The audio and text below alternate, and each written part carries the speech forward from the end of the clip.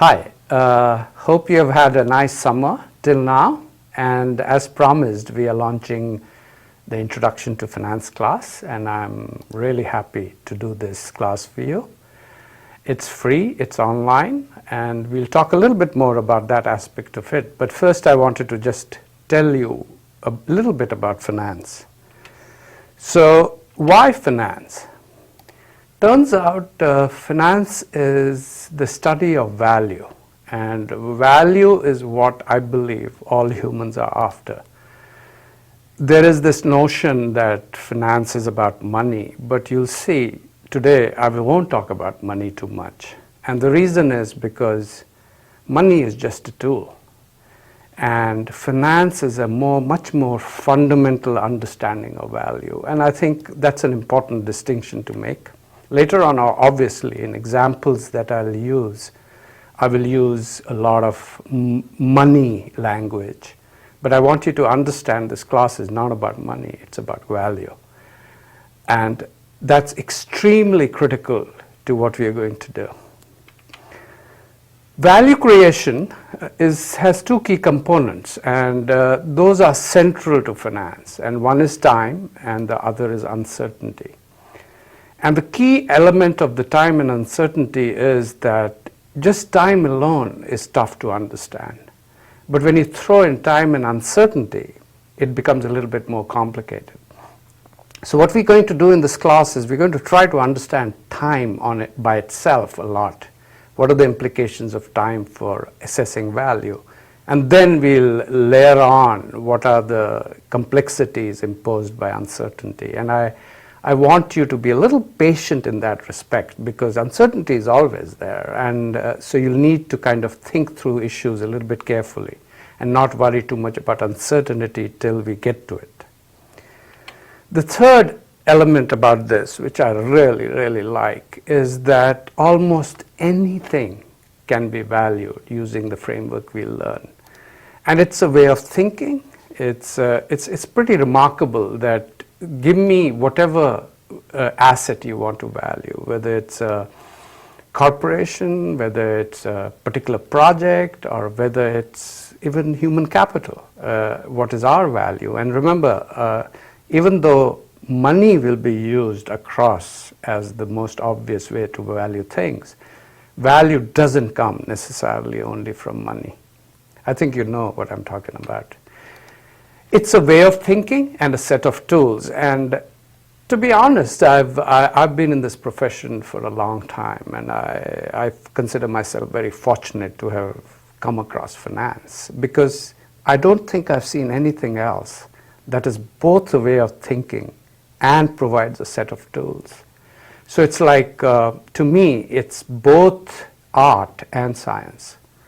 And the way of thinking has a lot of science to it, a lot of rationality to it, but a lot of art to it, which is what attracts me to it. On the other hand, you'll see we'll use Excel, we'll use whatever, computers, technology. Those tools are extremely important, but I will emphasize throughout this class the way of thinking rather than the set of tools, and we'll see that as we go along. Most importantly, I love this class. I love this topic simply because all of us are making decisions all the time, and it is so applicable. It's one aspect of economics, which is the mother discipline, which is extremely applicable. So I find that attractive because we can make decision making much more transparent and much more value based. So I want you to think about these issues as you think about this class, and if these things really mean something to you, both at a personal and a professional level, take this class and use this class to motivate yourself to learn.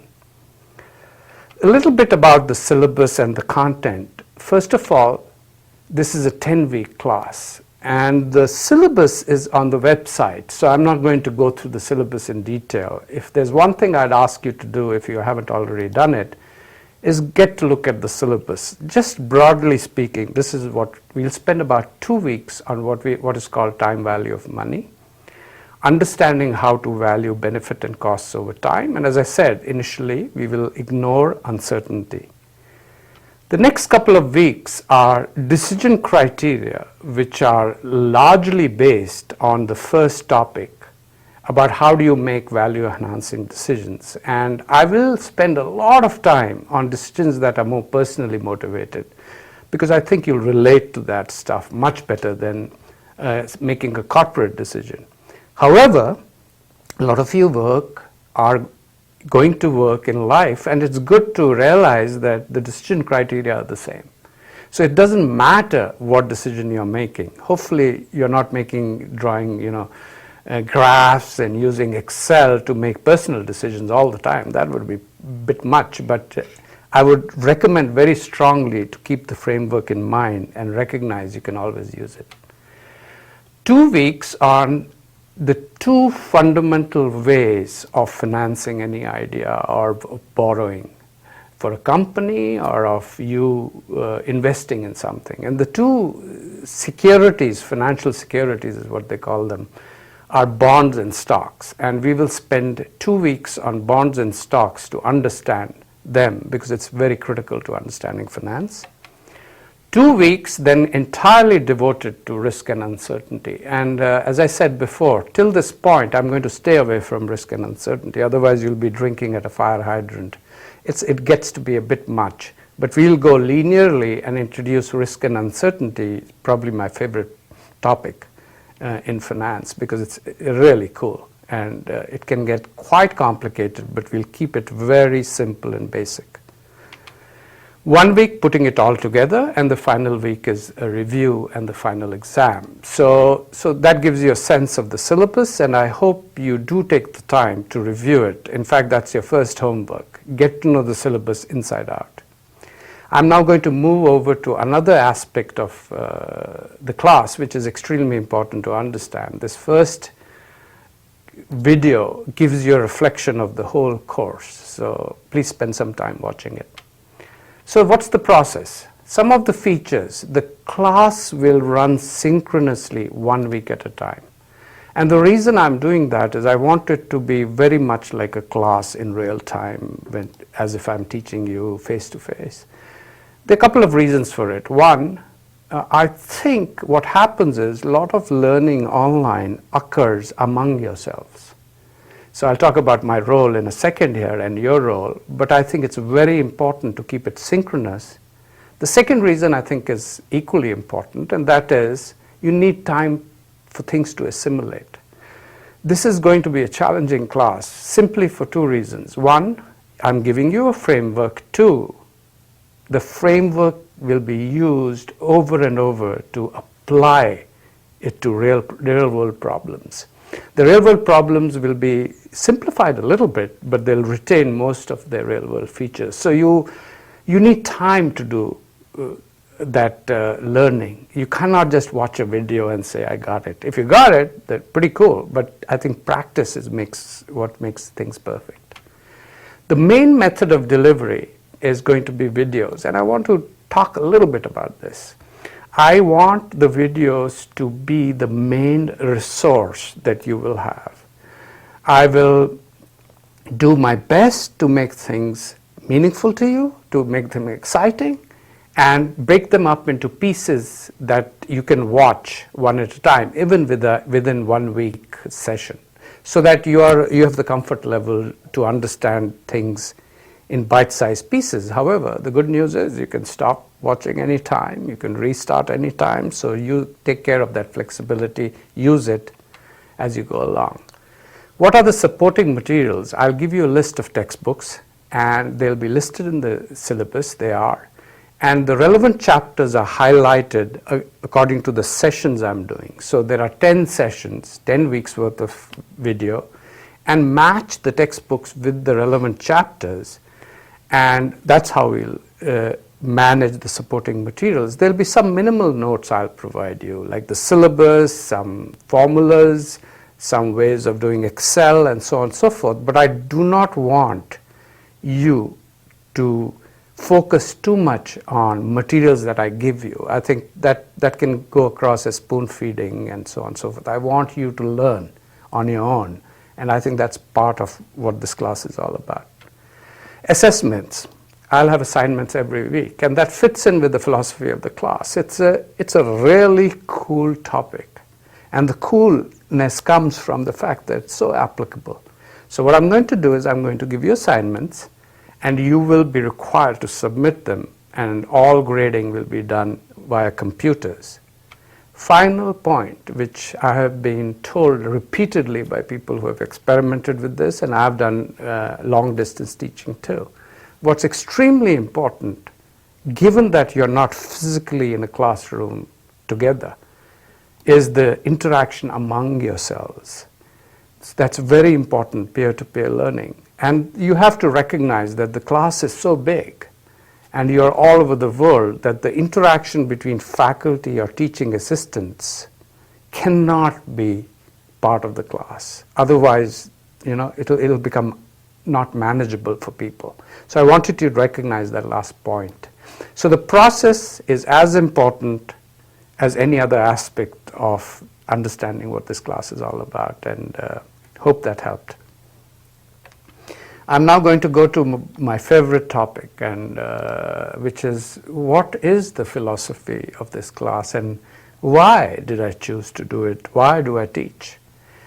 So the first is, how does learning happen? And I'm going to give you examples of what the real world thinks how learning happens. I think most of the time learning happens in 2-hour blocks. People sit quietly in a room and one guy does the talking or one woman does the talking. I really don't think that's how learning really happens in the world. Learning happens when you're happy. You want to listen. You want to listen to not just the person in front of you like me. You want to listen to yourself. And I think that's such a key important aspect of life. I have never learned anything unless I had wanted to learn it, and unless I'm happy. So the good news is, this is one of the strengths of online, is that when you're happy, do this video watching. When you're open, when your mind is ready to take it, you start out one day and the coffee hasn't kicked in, stop the video. Watch it when it's meaningful to you. I think that's extremely important. You are the center of the learning. And learning happens when you're relaxed, you're happy, and you want to learn. The second, where does learning happen? And this is kind of related to the first issue. Learning happens still in very structured 2-hour time blocks. Who the heck came up with that idea? I don't know, but we kind of follow it as if that's the best thing invented by humanity. That's a bunch of garbage. Learning happens, hopefully, in its own organic way. And this is where, again, I think the online class allows you that flexibility. You don't have to come to class, you don't have to sit in front of, with 40 people. There's a downside to that, or 100 people. You're learning by yourself. And taking advantage of the peers in your large group of students that are learning with you.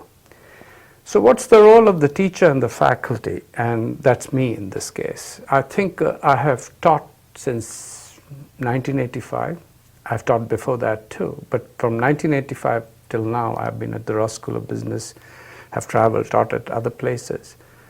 I see my role largely as someone who shows you the beauty of finance, who shows you and motivates you as to why you would want to learn this cool subject.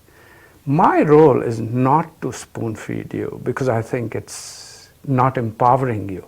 So if you want to consume and just want to learn through consumption and watching and just input, that's not what my role is. I'll do my best in the videos to show you the beauty of finance, but I won't hold your hand, because I feel the faculty member as a coach is not a person who spoon feeds, but a person who actually challenges you to be the best you can be. Related to that, this class will be about why things work the way they do. I will, as I said, it's very applied. I will introduce formulas through examples rather than the other way around most of the time. There's a lot of math and so on and so forth, a lot of structure, but I'm much more interested in you understanding why things work the way they do. the difference between people who are successful in life, and I don't mean money again, I mean just successful and happy, and the difference between people who struggle in life is the difference that some of us understand the why things work idea. So it's like if you understand why things work the way they do, and you recognize the beauty of finance, that it's a framework, it's not something that you have to memorize, it's not something you Google. If you know the why of things, and that's what finance is all about, you'll never have to go back to your notes, worry about Googling stuff and so on. You can start from scratch and tackle any problem you want to. What is the role of the student? I think it's becoming pretty obvious what your role is, but I want to reiterate it. I think if you are in the mode of, I'm going to sit there and just consume, I would say that's not the role of the student. The student is the center of learning. And I think therefore, with the being in the center comes the responsibility to learn.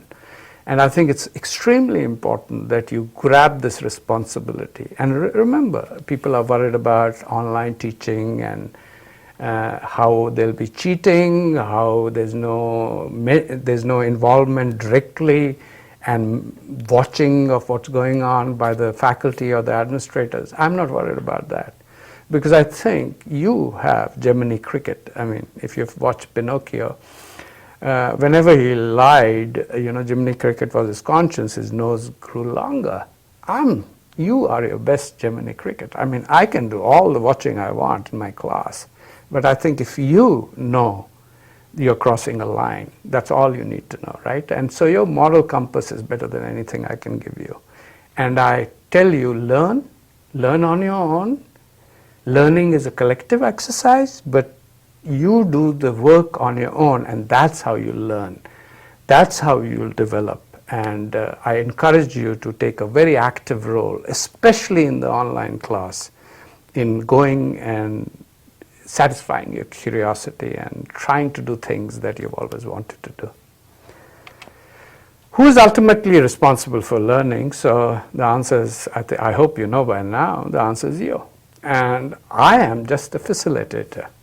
And I just dream of making learning happen for you in any way I can help, except I won't spoon feed. I will challenge you, and I will hopefully make you learn through that process. Devote about 5 to 10 hours a week.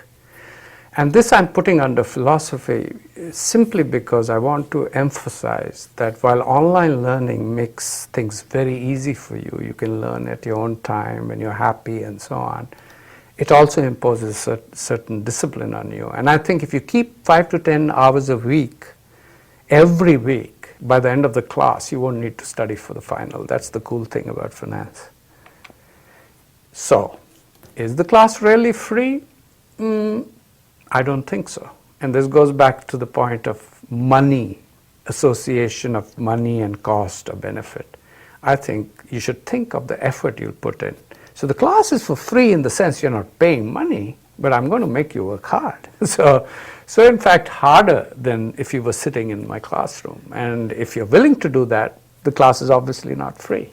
Class requires effort, and effort, it will be pretty deep and hard for you. I'm challenging you, I'm not discouraging you, but I want you to know you'll do the learning and I will be the facilitator, and we'll have fun together.